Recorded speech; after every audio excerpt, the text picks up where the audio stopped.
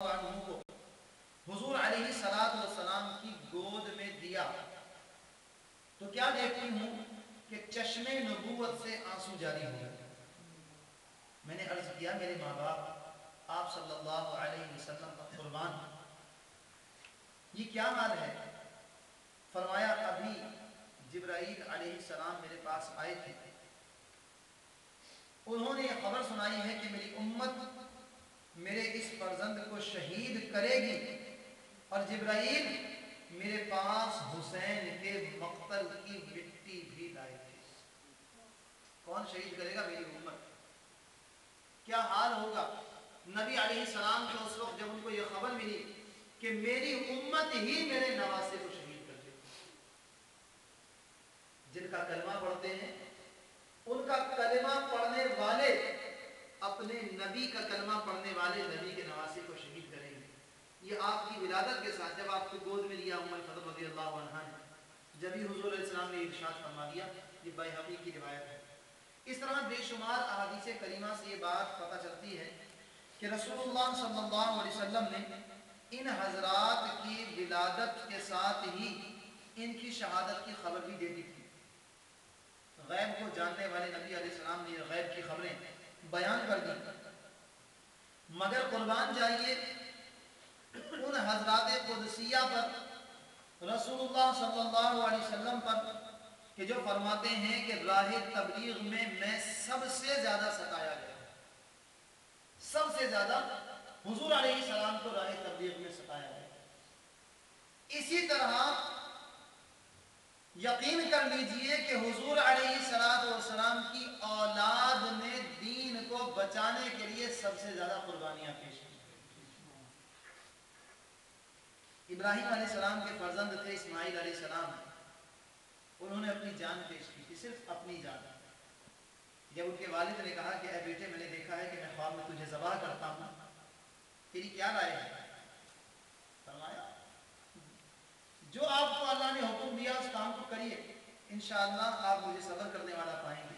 اپنی جان قربان کر دی، لیکن ساتھ میں اپنے والد سے کہا تھا اے ابا جان میری آنکھوں پر پٹی باندھ دیجیے اور مجھے منہ کے بل لٹائیے گا، کہیں ایسا نہ ہو کہ چہرہ میرا آپ کی طرف ہو اور چھری چلاتے وقت آپ کو زیادہ تکلیف ہو، تو میرے چہرے کو بھی نیچے کر دیجیے گا اور پھر چھری چلائیے گا۔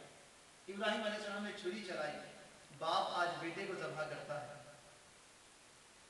اللہ تبارک و تعالی نے قربانی قبول فرما لی، بیٹا ہٹ گیا، ایک دمبا یا بھیڑ جنت سے آیا، اس کو ذبح کر دیا گیا۔ دنیا نے منظر دیکھا، اس قربانی کی یاد میں قیامت تک سارے مسلمان قربانیاں کرتے ہیں۔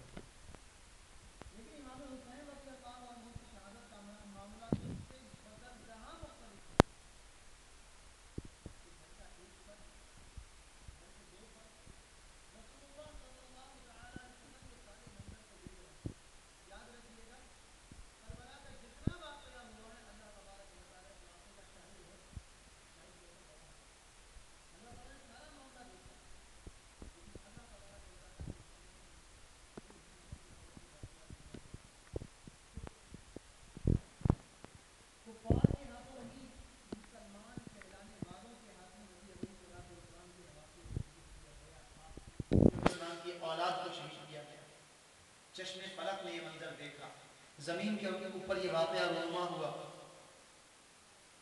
امام حسین علیہ السلام نے رضی اللہ عنہ نے حجت قائم کی، اس کے باوجود ان بدبختوں نے اپنے ہاتھوں کو نہ روکا اور ظلم و ستم کی آندھیاں آئیں اور آخرکار ان حضرات کو شہید کیا گیا۔ حضور علیہ السلام غیب دان نبی اللہ جل جلالہ کے، آپ نے ایک ایک منظر دیکھا، یہ ہمارا عقیدہ ہے۔ ہمارے نبی علیہ السلام ہم سے بے خبر نہیں، وہ آج بھی ہمیں دیکھ رہے ہیں۔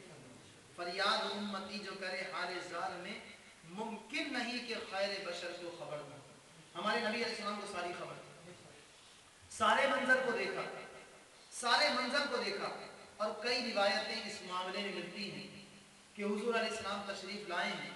ابن عباس رضی اللہ عنہ کہتے ہیں کہ میں نے خواب میں دیکھا کہ رسول اللہ صلی اللہ علیہ وسلم تشریف لائے ہیں اور آپ کی दाढ़ी मुबारक जो है वो गर्द आलूद है, आंखों से आंसू बह रहे हैं। पूछा कहाँ से तशरीफ ला रहे हैं? फरमाया मैं करबला गया, आज मेरे नवासे को, मेरी आल को मेरे उम्मतियों ने शहीद कर दिया। उम्मती कहलाने वालों ने तो सरकारी दो आलम सल्लल्लाहु अलैहि वसल्लम ने ये मंजर अपनी आंख पर पट्टी बांध दी थी, सीना नीचे कर दिया था। हुजूर अलैहि सलाम सरकारी दो आलम सल्लल्लाहु अलैहि वसल्लम की याद आ जाती थी कि इनका चेहरा हुजूर अलैहि सलाम से बहुत मिलता जुलता है। अली औसत रज़ियल्लाहु अन्हु, उन्हें भी शहीद किया गया और ना जाने किस किस को एक एक करके किस किस अंदाज पर शहीद किया गया। मौजूदा दौर का हाल ना था एक बम फटार सारे के सारे खत्म हो गए, एक एक किस किस तरह जख्मों के साथ शहीद किया गया।